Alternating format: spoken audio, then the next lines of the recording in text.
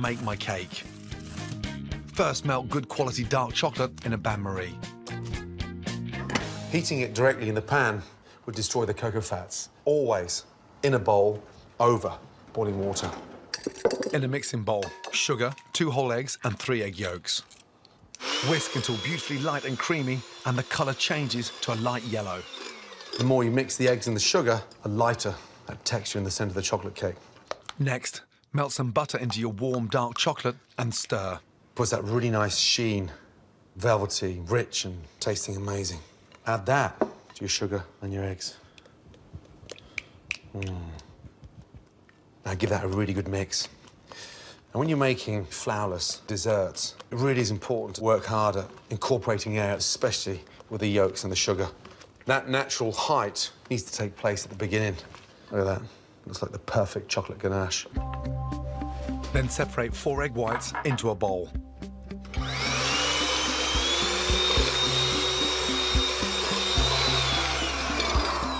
Now, make sure you've got 2/3 of the way there with your whites, and then just sprinkle in your sugar. It's almost like a meringue. And the firmer you make these now, the more it will elevate your cake in the oven.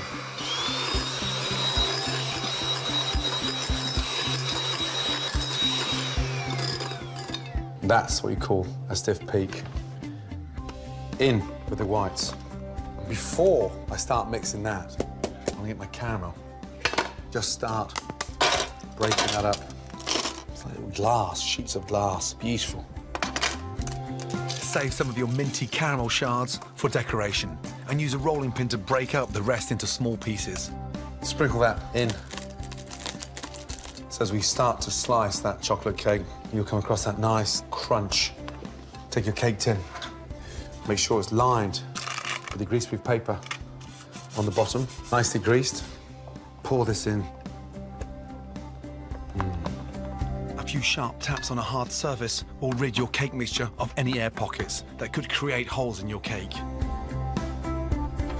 Sit that in the oven, 180. After 35 minutes, my chocolate mint cake is cooked, and whilst it cools down, I can whip up a peppermint cream topping. Add sifted icing sugar and a few drops of peppermint extract to double cream, and whisk until it's just holding its shape.